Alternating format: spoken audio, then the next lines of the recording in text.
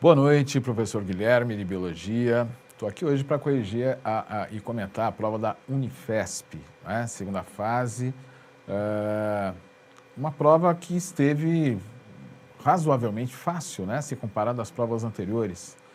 E com 5 questões, dos quais talvez 2 tivessem um nível médio de conhecimento, principalmente considerando que foi aplicada para os alunos que queriam prestar para a área de saúde, né? Que em geral são alunos de excelente nível, ok? Então vamos à prova. Primeira questão. Primeira questão diz respeito à preparação do pão, né? Ele dá uma receita com ingredientes, modo de preparo para o pão. E aí pergunta, né? Qual processo biológico é o responsável pelo crescimento da massa do pão? Considerando esse processo, explique por que a bolinha no copo d'água ou com água vem à tona depois que a massa cresce. O processo biológico relacionado à preparação da massa é, como a maioria de nós sabe, né, a fermentação alcoólica, tá? Que é realizada para a produção de energia e os organismos utilizados são fungos, né, chamadas leveduras, em geral do gênero Saccharomyces, tá? A bolinha que sobe, na verdade, é uma medida da densidade da massa. Quando a massa flutua, quer dizer que a sua densidade foi diminuída, né, a ponto dela flutuar na água. E essa densidade diminui por quê? Por acúmulo de gás carbônico, tá? Na fermentação alcoólica, você tem a glicose convertida em gás carbônico e etanol, tá? E o acúmulo de gás carbônico, então, vai revelar se a massa está pronta ou não para ir ao forno. Quando esse acúmulo estiver devidamente alto, a massa, essa pelotinha da massa, então, flutua na água por redução de densidade. Tá? Tranquilo. E o item B? Considerando que a produção de vinho e a produção de pão têm, por princípio, o mesmo processo biológico, explique por que o vinho contém álcool e o pão assado não. Ora, como nós sabemos, o álcool é volátil. Então, a partir do momento que ele vai sendo produzido na massa, em contato com a atmosfera, o álcool espontaneamente vaporiza. Tá? Já na produção do vinho, primeiro que a fermentação é feita em um ambiente fechado, né? E segundo é que há água e o álcool é solúvel em água e, portanto, parte dele é retido na bebida final. Tá ok? Fermentação alcoólica, muito batida, não é? Uma questão realmente fácil, tá? Para você que estava bem preparado, é claro. Questão número 2, aí novamente a questão de absorção de ferro, né, no intestino. A gente dá 3 afirmações e um gráfico. Primeira afirmação, carnes e vísceras. Nas carnes e vísceras, o ferro é encontrado na forma ferro 2+, né, o chamado ferro ferroso. Nos vegetais, o ferro é encontrado na forma mais oxidada, ferro 3+, o ferro férrico. Tá? E 3, a vitamina C é capaz de reduzir o ferro na forma 3+, para a forma 2+. Tá? Aí ele dá um gráfico em que ele mostra a absorção de ferro pelo intestino humano, né, considerando a mesma quantidade de ferro por porção de alimento. Então, o gráfico mostra que a absorção da carne é maior do que em verduras ricas em vitamina C, que é, por sua vez, maior em feijão. Tá? A qual das formas iônicas do ferro é melhor absorvida pelo intestino humano? Justifique. A forma melhor absorvida é o ferro 2+, como está mostrando o gráfico e as afirmações. Tá? A carne tem uma maior absorção e a afirmativa 1 diz que carnes e vísceras o ferro encontraram na forma de Fe2+. Ok? Essa seria, portanto, a justificativa. B. As afirmações e o gráfico justificam o hábito do brasileiro de consumir laranja junto com a feijoada? Justifique. Sim, a laranja é rica em vitamina C, o famoso ácido ascórbico, não é? Que, por sua vez, acaba sendo responsável pela redução do ferro 3+ em ferro 2+, assim facilitando a absorção do ferro do feijão da feijoada. Tá? Também uma questão simples, considerando que todas as informações necessárias para fazer a resolução da questão estão no gráfico e nas alternativas. Ok? Próxima questão, questão número 3.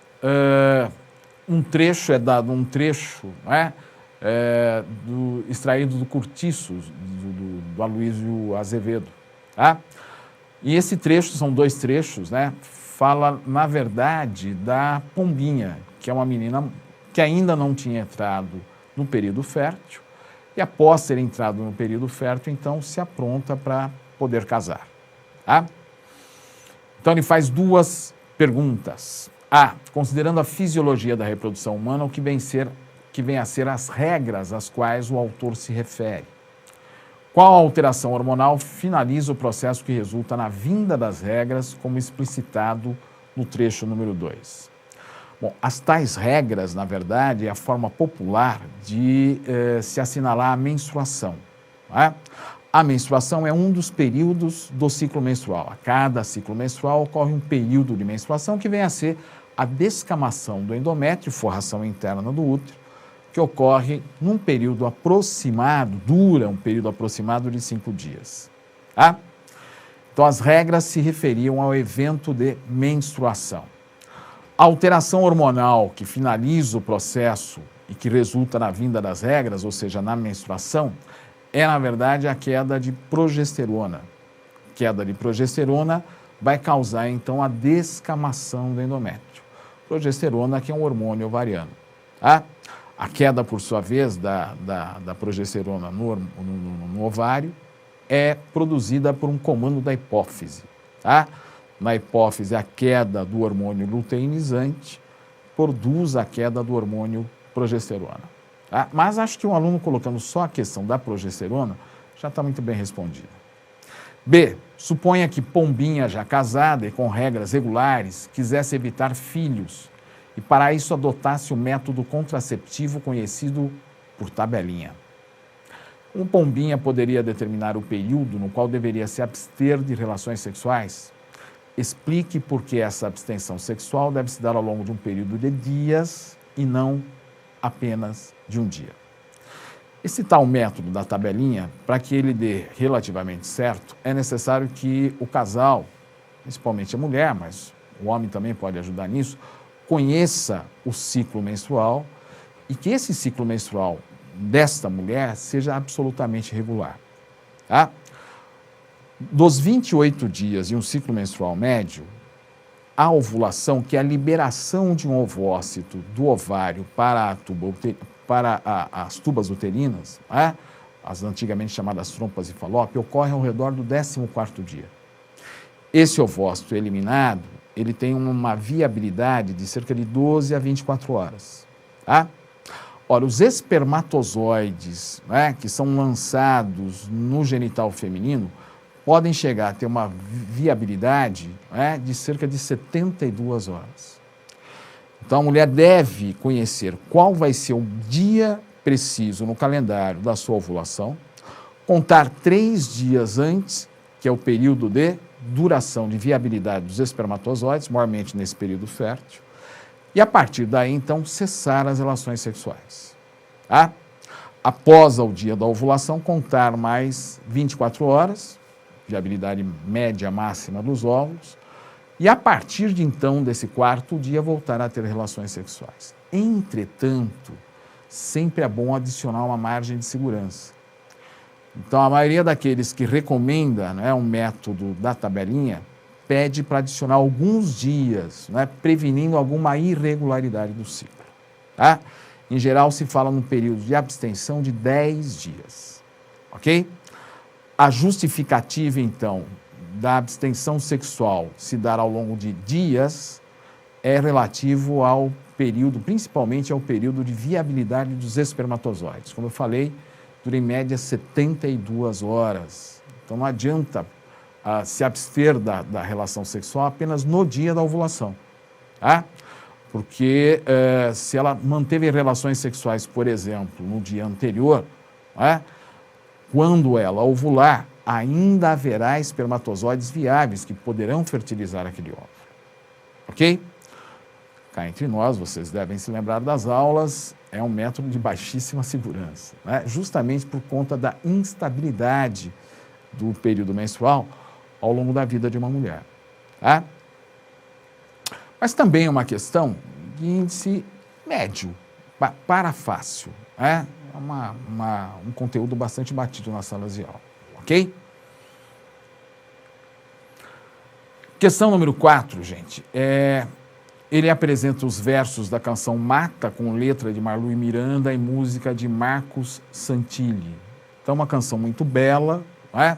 E ele faz duas perguntas. Considerando a fertilidade do solo e sua capacidade para reter nutrientes, o que significa o quarto verso da canção? O quarto verso aparece grifado aí no seu visual, diz: mata o tronco, muta a terra. Gente, matar o tronco, mutar a terra, coloca justamente a questão de quando você devasta uma floresta, você pode alterar a fertilidade da terra. Fundamentalmente por dois motivos principais. A mata, no seu ciclo de vida, acaba enchendo o solo com uma camada de material orgânico, geralmente matéria orgânica morta, principalmente, proveniente da própria vegetação e também da fauna, que vai se reciclando ali, animais mortos, folhas mortas, flores, sementes, pedaços de galho, plantas mortas. Isso forma o que a gente chama de serapilheira. Essa camada de matéria orgânica morta vai sofrer a ação de organismos decompositores, que acabam enriquecendo o solo com íons minerais, aumentando assim a fertilidade do solo. Então isso leva a uma constante reciclagem. Os organismos decompositores transformam a matéria orgânica já fora de uso em sais minerais. Esses, por sua vez, são reabsorvidos pelas plantas e reincorporados, em boa parte, à matéria orgânica, fechando assim um ciclo de constante decomposição e recomposição de matéria orgânica. Além disso, essa camada orgânica, ela favorece a retenção de água no solo. O solo não fica exposto diretamente ao ar e ao calor, e assim a água não evapora com tanta rapidez e pode ser rapidamente absorvida pelo solo, mantendo a composição hídrica favorável à manutenção da flora da região. Ok? Item B, transcreva os dois versos nos quais os autores fazem referência ao uso da madeira pelas populações humanas e dê uma opção que permita continuar utilizando a madeira em larga escala, sem que seja preciso o desmatamento de novas áreas de florestas nativas. Então, logo abaixo, no texto que está aí no seu visual, os dois versos que mencionam essa utilização estão grifados.